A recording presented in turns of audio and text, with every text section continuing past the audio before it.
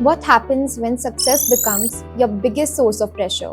We often hear stories of startup victories, funding rounds, unicorn valuation, IPOs. But what we don't hear enough about is what happens after. The public scrutiny, the overwhelming expectations, the pressure that can push even the most resilient minds to the brink. Today, we are exploring the story of Dipinder Goyal, the founder of Zomato. Not just how he built one of India's most iconic startups, but how he navigated intense public criticism, career threatening lows, and burnout, and still emerged with clarity and purpose. This episode is part of Track series Burnout versus Breakthrough, where we transform career challenges into real growth lessons.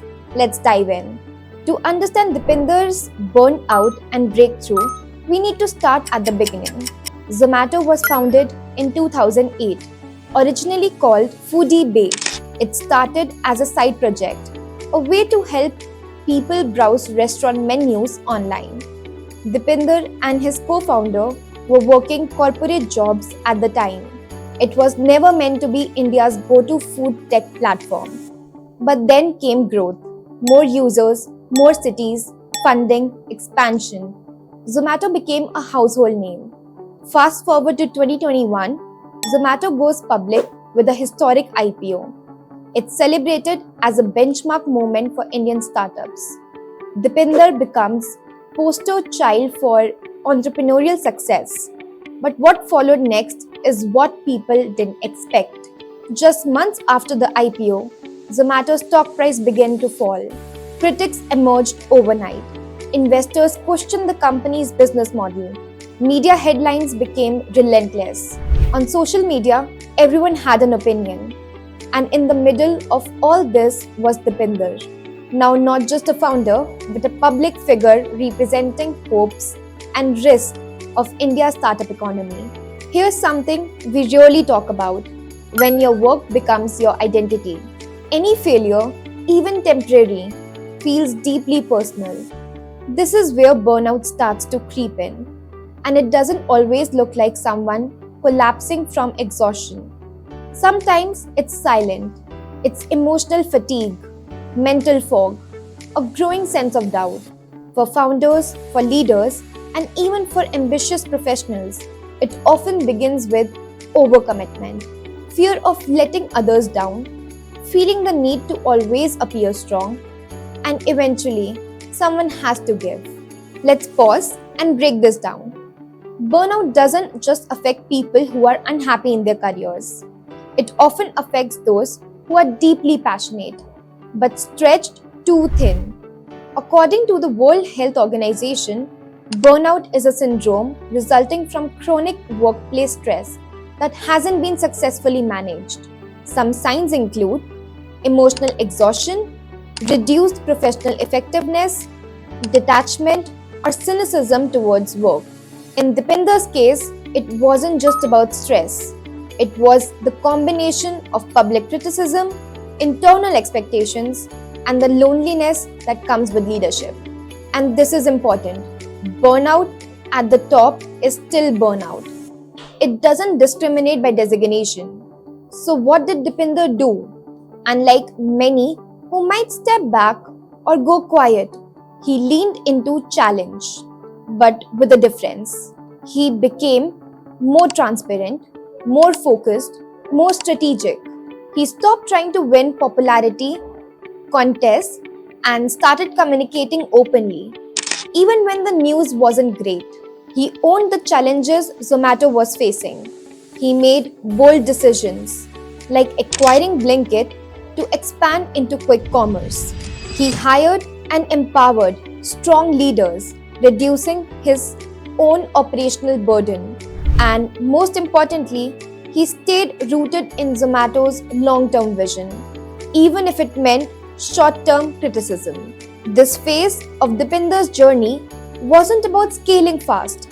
It was about building resilience, personally and professionally. And that shift is what turned burnout into breakthrough. Now, you may not be running a startup or managing a public company, but the pressure to succeed, to prove yourself, to meet expectations. It exists at every stage of your career. Here are 5 powerful lessons from Dipinder's journey that you can apply in your own professional life. Lesson 1. Detach from public validation. You're not your job title. You're not your LinkedIn followers. Whether you are being praised or criticized, stay focused on the purpose, not the noise. Lesson 2. Reflect during chaos. When everything feels out of control, that's your sign to pause, not push harder. Ask, what's working? What's draining me? Where do I need to reset? Lesson 3. Delegate and trust. One reason for founder and employee burnout alike is trying to do everything yourself. Build a support system, whether it's team members, mentors, or peers.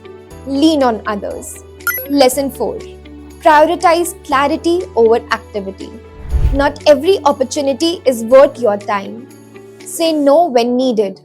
Clear goals, protect your energy. Lesson 5. Be transparent with yourself and others. Pretending everything's okay doesn't make you strong. It makes you stuck. Own your challenges, communicate clearly, and you will find people who genuinely want to support you. Here's something most people don't realize. Burnout is not just a warning sign, it's also a mirror. It shows you what's not working, and if you're willing to listen, it shows you what needs to change. Dipinder's story reminds us that breakdowns don't mean the end of ambition. They mean you have hit a wall that's asking for a new direction. Let me ask you something personally. Have you ever felt on the edge of burnout? Maybe it was because of pressure at work, or expectations from family, or just the weight of trying to prove yourself. Whether it is, I want you to pause for a moment and reflect. What can you shift starting today to take better care of your energy and your goals? Drop your answers in the comments.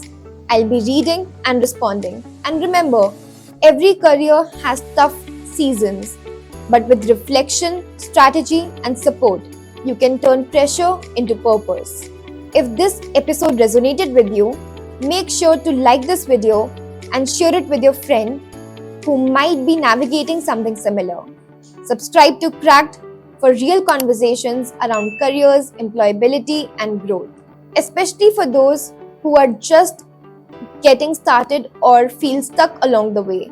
We are building something here for the curious, the driven, and the resilient. Until next time, take care of yourself. Your breakthrough might be closer than you think.